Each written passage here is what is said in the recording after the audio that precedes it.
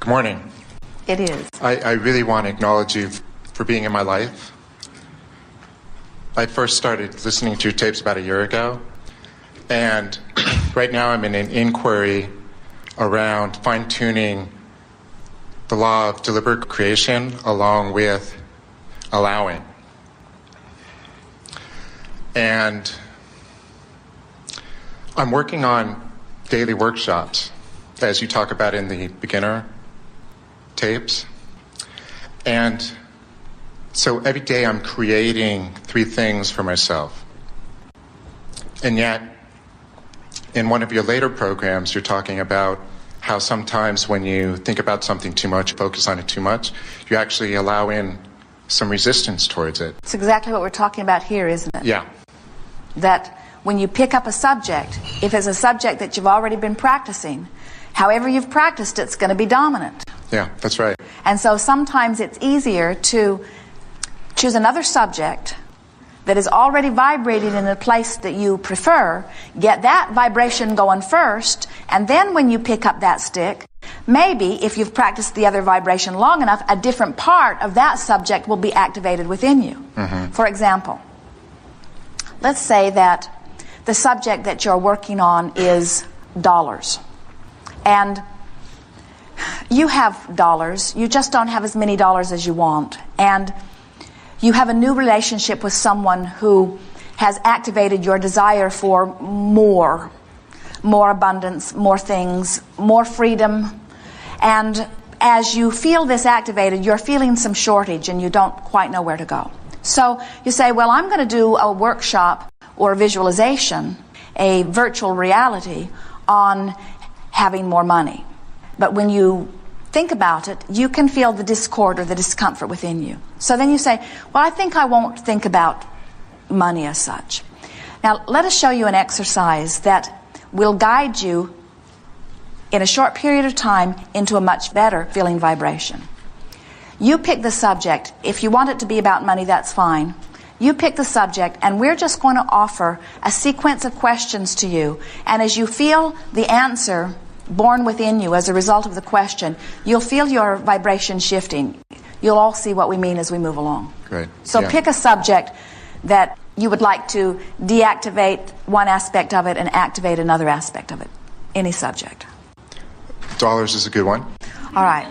So does the knee-jerk response you have when you hear the word dollars or when you focus upon that subject, does it feel like freedom and adventure, or does it feel like uncertainty and maybe a little more hard work than I'm wanting?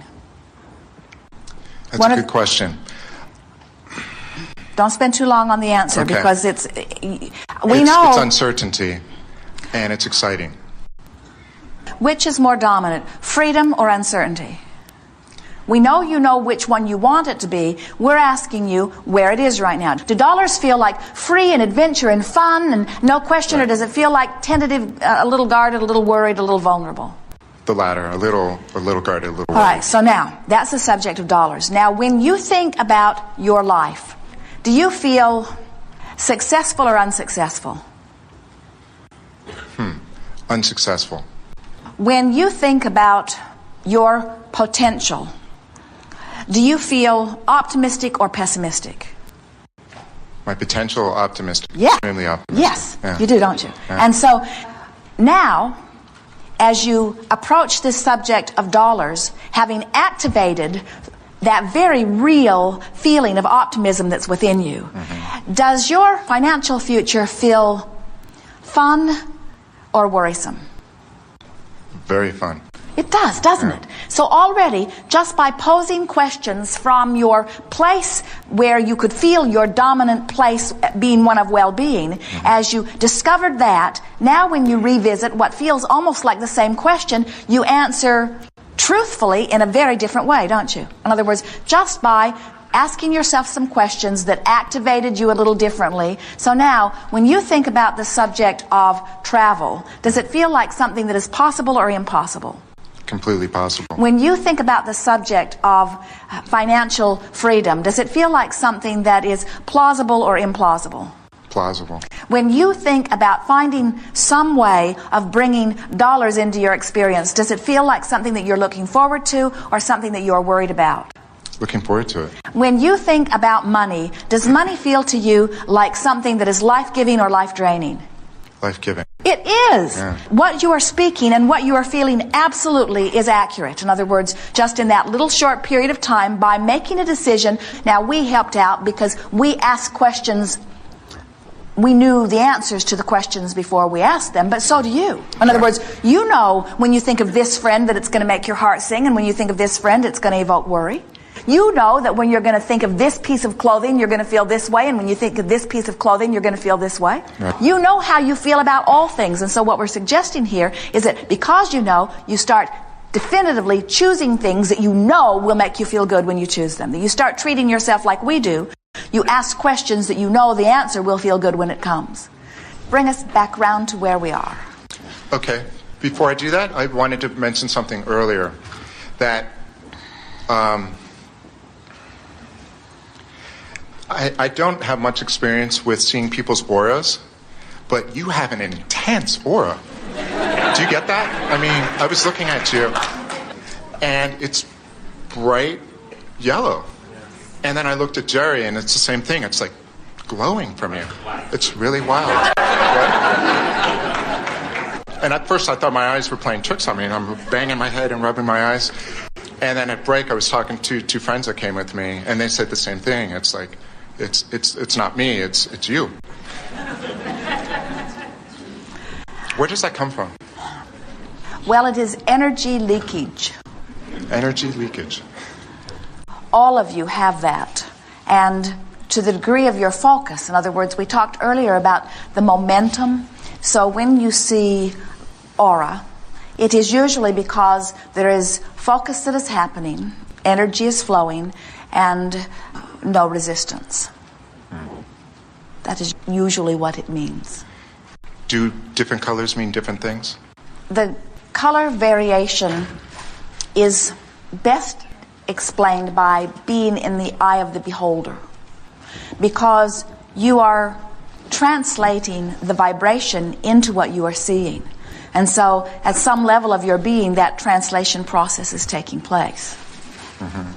In the same way that Esther is interpreting the vibration into the words, you are interpreting the vibration into what you are seeing. And so your impressions, even what your vibration is, can influence the colors that you see. Interesting. Yes. So you may want to say on your website or something, bring sunglasses next time. Depends upon where you are. Everyone does not see it. Okay. And that does not mean that they are broken. Right. Yes. So thank you for that. Yes.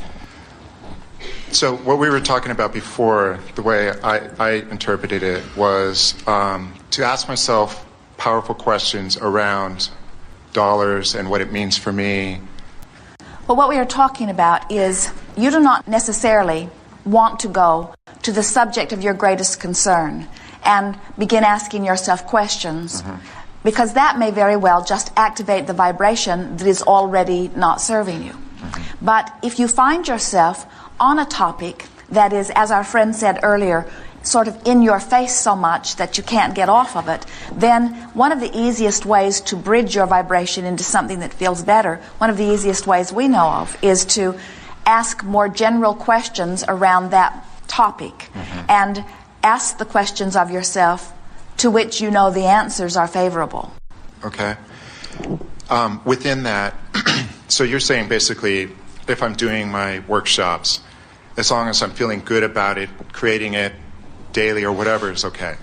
But yes, if I'm bringing up negative thoughts, to let it go and there's something else that we're saying to you. We want you to go to your creative workshop to work on your creation, not because that is the means to the end that you want, but because this is an end that is pleasing too. In other words, we want you to mold your mind in your workshop because that feels really good. It's a wonderful use of time. Yeah. Yeah. We watch all of you. You want to get finished with your work so that you can go play. Yeah. And what you really are saying is, I want to stop doing this thing I don't want to do so that I can start doing something that I do want to do. And we want you to make every moment a moment where you're doing something that you do want to do. No matter what. If you're at work, then you're looking for positive aspects there. If you are visiting with a friend, you are looking for positive aspects there. In other words, you're not enduring this uncomfortable moment on your way to another that hopefully will be better. You are mining this moment for all that it can give you. And once you get in the spirit of that, the yield from your moments is profound. Do you have a recommendation around whether it's more powerful in creating in the workshop something that's very defined and specific? Like Here if is I have, the rule or of thumb. just general, like, be as specific as you can be and still feel good. It's like, as we were encouraging people in their virtual realities, you can feel when you've gone too far. In other words, you can feel when it's still open and feeling good, and you can feel when you add that one little element that mutes the joy a little. That's why by trial and error, you just keep raising your vibration into newer and clearer places. okay. It's the rule of thumb is be as specific as you can be and still feel good. Now, there's a whole world out there and a lot of things that you've tried to teach yourself that says something like, but I should face reality. I should tell it like it is. I should tell the truth. I should be honest. And what we are saying is sometimes that blatant honesty of telling it like it is just keeps a vibration alive that won't let what you want in. And so we're suggesting less honesty. We're not suggesting falsehood because you cannot falsely vibrate. We are suggesting more focus upon the things that honestly please you and less focus upon the things that honestly displease you. In other words, there are a lot of truths out there that are really in vibrational harmony with your well-being. Like the fact that well-being is dominant, and like the fact that there is much more wellness on your planet, even among humans, than there is sickness. And about the fact that there is abundance flowing rampantly, and that you have never lived in a time more potential to give you a glorious life experience. And on and on and on. In other words, if you want to be factual, just be selective in the facts that you truthfully focus upon. Yes. Great. When someone says, well, I got to be honest with you, what they always are saying is, I'm going to tell you some bad news, and I'm going to cover it up under the guise of it being honest, so therefore it is something that we should all talk about. So when someone says, well, let me be honest with you, say, can it be honest and good feeling at the same time? Or does honesty always have to be bad news? Yes. It also implies that all the other times are not being honest. That's what Jerry says. When someone says, I'm going to tell you the truth, then he's suspect. even of this moment. Yeah. Yes. So when I'm starting to see results, or what I think are results, it's okay to question that. Like, oh my God, is it actually happening?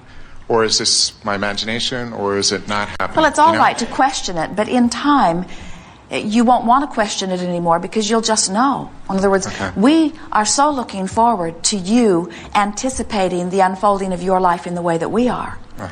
There's not any reason for doubt whatsoever. Good things are natural to you, and you have lined up so many through the power of your desire. And so we just want you to relax and expect that the universe is knocking itself out to accommodate you, for it is. And yet physical beings who have forgotten about this energy flow and are not really paying too much attention to the way they feel, begin to notice that when they see that and they feel good, then they say, yes, more of that. But when they see that and they feel bad, they say, oh, let's have less of that. And then they begin wanting to do the impossible, which is to control the conditions so that all they're left are with conditions that feel good. And it gives them this distorted view that there's this bad stream out there that could assert itself in some way, and that there might be a good stream out there that could assert itself, but who knows which one it will be, and dare I even trust that good would befall me when there is so many streams of bad. And we say, where do you guys get this stuff? There is not a stream of bad. There's just you not letting in the good that would be there if you weren't doing that thing. In other words, when you do that thing that doesn't let it in, which is always accompanied by negative emotion, then it can't come in. But if you're not doing that thing, it's coming in.